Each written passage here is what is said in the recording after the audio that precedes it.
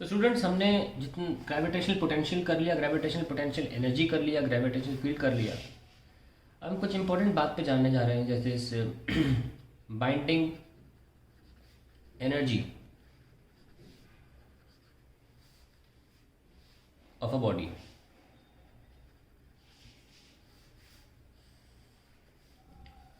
देखिए, जैसे अर्थ की बात करें हम अगर, तो सेंटर से पोटेंशियल एनर्जी जो है उसकी वैल्यू क्या लिखते हैं हम? U is equals to minus का G M S M not divided by R, where R is the distance this. और we can also write like this, G M S M not R H plus R. अगर हम इतने distance को H मान लें और ये हमारा कैपिटल आर है, अर्थ का radius, so we have minus का G M S M not divided by r e plus h. So on the surface of the earth the potential energy is ms m naught upon radius of the earth. और तो बच्चों, अब आप ये लिखना शुरू कर दीजिए, ये ध्यान रखना शुरू कर दीजिए कि अब potential energy surface of earth पे जीरो नहीं होगी। जो हम एम जी एच लिखते आए हैं वो पोटेंशियल एनर्जी डिफरेंस होता है, उसमें आप एच को जीरो रख देते हो तो वो डिफरेंस होता है, यहाँ पे जाके आप जीरो कर देते हो, that is potential energy difference. Absolute potential energy यानी कि जगह पर कितनी है? G minus G M S M not by R E. Now अगर हम बात करें कि मैक्सिमम पोटेंशियल एनर्जी क्या हो सकती है, वैसे तो हमेशा नेगेटिव ही रहेगी, क्योंकि G M S M naught distances कभी नेगेटिव नहीं हो सकती जो इस माइनस साइन को पॉजिटिव कर सकें। तो पोटेंशियल एनर्जी हमेशा नेगेटिव होती है, पोटेंशियल एनर्जी ऑलवेज नेगेटिव। ये हम बोल चुके हैं पहले भी, उसका रीज़न बता चुके हैं कि because force is attractive in nature. जब भी फोर्स अट्रैक्टिव इन नेचर होगा, किसी फील्ड में फोर्स अट्रैक्टिव होगा नेचर में, तो पोटेंशियल एनर्जी नेगेटिव पाई जाएगी, इज अट्रैक्टिव। यू मैक्स कितना हो सकता है? Minus G M S M naught divide by r की बात करें तो U max at maximum can be zero when r is very very far and almost equal to infinity. It very far of distances u max is considered to be zero. So the maximum potential energy is zero. Hence we conclude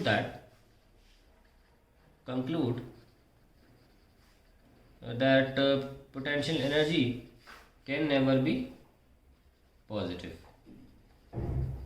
ये convention है कि हमने attractive force ध्यान में रख के किया है, इसलिए पॉजिटिव आया। ये कन्वेंशन हर जगह चलता है, इसी को लेके चलते हैं हम।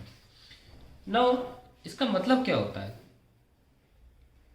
कि मान लीजिए आपके पास कोई बॉडी है, ये अर्थ की बात कर रहे हैं, और दूसरी जो बॉडी है एम नॉट, इसकी पोटेंशियल एनर्जी जो है वो कितनी लिखी जा रही है? माइनस का G M S N naught by r. इसका मतलब ये, माइनस का मतलब ये है that it is still under attractive forces. यही तो मतलब हुआ इसका। यानी कि जब पोटेंशियल एनर्जी आपकी ज़ीरो हो जाए, मैं अभी स्पीड की बात नहीं कर रहा हूँ, यानी कि जब ये चीज़ ज़ीरो हो जाए तो इसका मतलब क्या हुआ? The body is no more bounded. मतलब अब ये गिरेगी नहीं नीचे, बाउंडेड नहीं है। अभी तक बाउंडेड थी, धरती के गुरुत्व आकर्षण में, धरती की ग्रेविटी में थी, तो इसको दूर नहीं जा सकती थी, ये हमेशा नीचे की तरफ गिरती रहेगी। The body is no more bounded जब यू जीरो होता है। और जब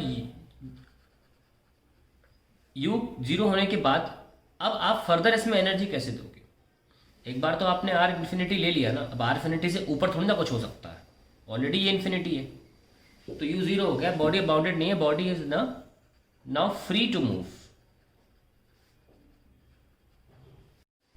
यानी कि स्टूडेंट्स, जब तक पोटेंशियल एनर्जी एक लौती एनर्जी रहेगी और जब तक वो नॉन जीरो होगी, यानी कि obviously it has only one option to be negative, the body will always be under free fall. Body हमेशा फ्री फॉल करती रहेंगी।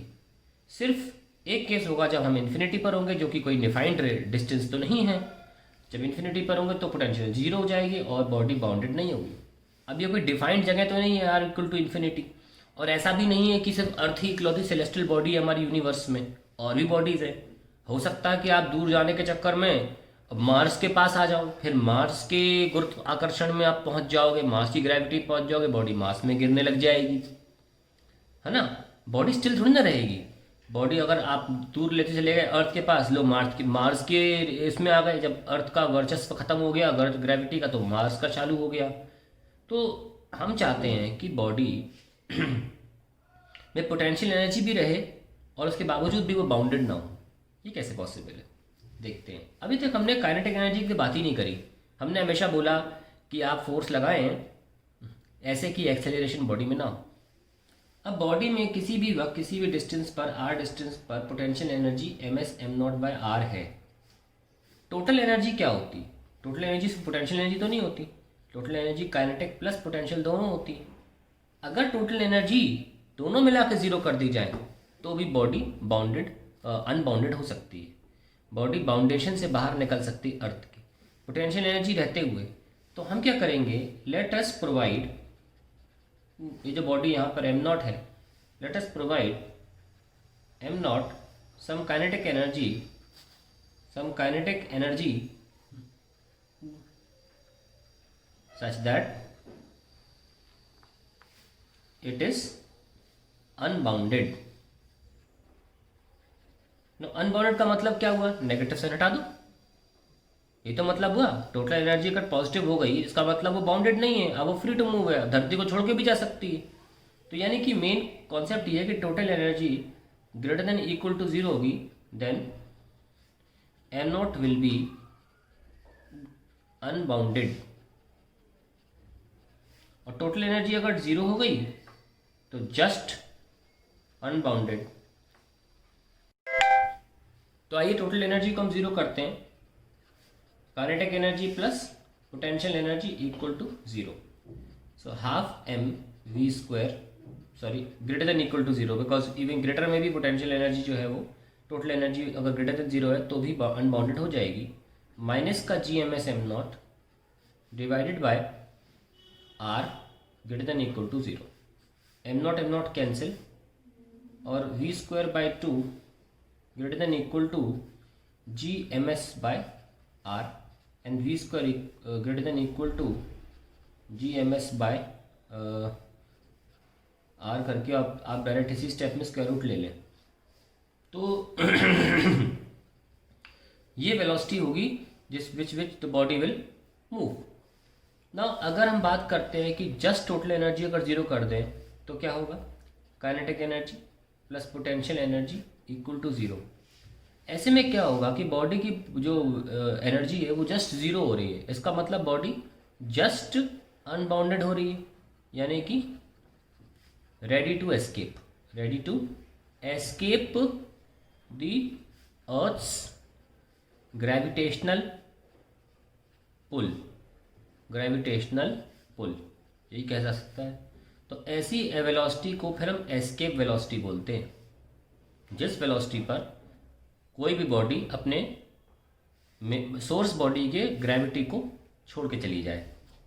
और मैं जस्ट वाली कंडीशन डालिए, ये वेलोसिटी कौन सी velocity v which is greater than v escape, और हम बताएंगे कि इस पर होता क्या है, हम सब बताएंगे कि इस पर क्या होता है। GMS m0 divided by r equal to zero. तो m0 cancel, so VE square equals to 2 GMS by r, इसको डाल लीजिए, उसका रूट लगा लीजिए। तो that is called the escape velocity, जो हमने निकाली कि it is proportional to the mass of the source body. It's very important कि ये इंडिपेंडेंट है, इट इज एंड दो इंपॉर्टेंट पॉइंट लिख रहा हूँ, तो सोर्स बॉडी पे डिपेंड कर रही है और एक and independent on the body in orbit. जो बॉडी ऑर्बिट में है, जो धरती से ऊपर है, उसके मास पे डिपेंड नहीं कर रही, यानी कि चाहे हाथी, चाहे रॉकेट, चाहे हम, चाहे छोटी सी बॉल, चाहे फेदर, कोई बॉडी हो, धरती के गुरुत्व आकर्षण के लिए ये वेलोसिटी सेम रहेगी सबके लिए। अब निकालते हैं इसकी वैल्यू कितनी आती है।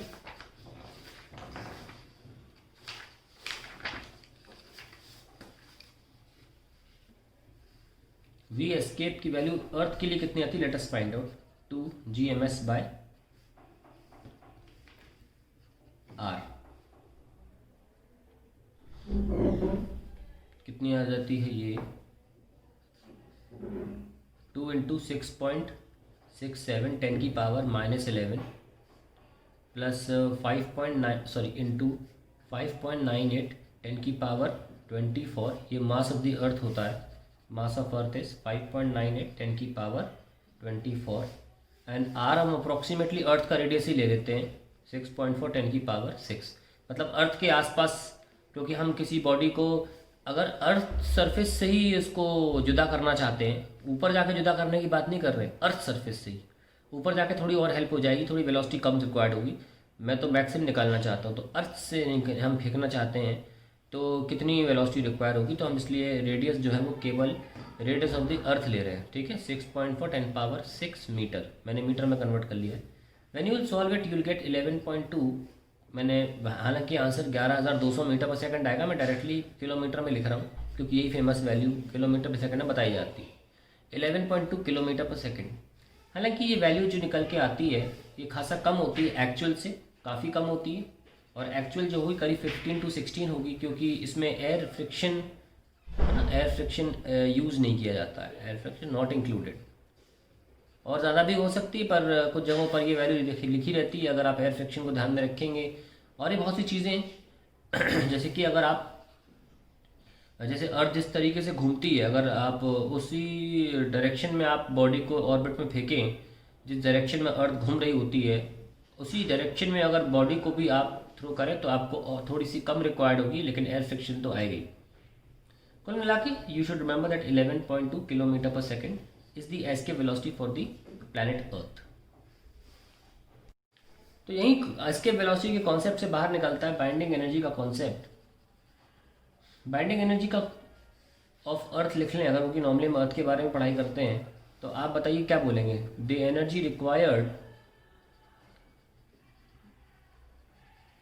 To keep the body bounded to the earth, bounded to the earth.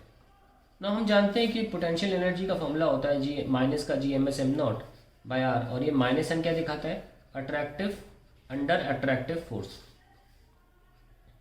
Under attractive force.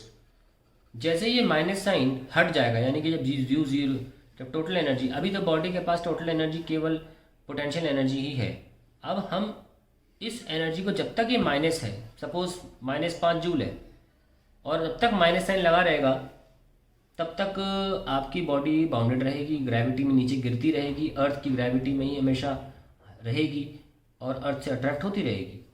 आप पॉजिटिव बना, अभी ऐसे आप मिनिमम पॉजिटिव तो आप +5 भी कर सकते हो, +10 जोड़ के, 15-20 जोड़ के, लेकिन जस्ट इसे अपने अर्थ से जुदा करने के लिए कितनी एनर्जी रिक्वायर्ड होगी, ऑब्वियसली +5 जूल, ताकि जीरो आ जाए। यस और नो? तो हम इसमें इतनी ही एनर्जी अगर पुट कर दें जितनी इसके पास है, तो नेट एनर्जी क्या हो जाएगी इसके पास, 0। उसके बाद हम और भी डाल सकते हैं, हम 6, 7, 8, 9, 10 जितने भी चाहे डालते हैं, उसमें वो क्या होगा, जो एक्स्ट्रा एनर्जी होगी वो काइनेटिक एनर्जी में कन्वर्ट हो जाएगी। So when total energy equal to 0 then the body is said to be unbounded। Total energy क्या आ गई, 0। पोटेंशियल एनर्जी कितनी है, -GMS m0 बाय आर। तो आपको काइनेटिक एनर्जी कितनी देनी पड़ेगी इसमें, इसको 0 करने के लिए, exactly minus of potential energy, that is equals to plus का GMS MS m0 divide by r, and this is known as the binding energy. Because हम अलग तरीके से भी समझा सकते हैं, जैसे कि बाइंडिंग एनर्जी हमने क्या लिखी, the energy required to keep the body bounded to the earth, या अब हम इस उल्टा समझाने की कोशिश कर रहे हैं, जो कि एक्चुअल ऑफिशियल डेफिनेशन है वो तो एक्सप्लेन करा था। ऑफिशियल डेफिनेशन क्या कहती है इसकी, binding energy, the energy required to just free the body from the gravity of earth। अब वो हमें कितनी निकल के आई, binding energy is equals to Gms m naught by R. So this is the binding energy, and you should write this definition as the binding energy definition.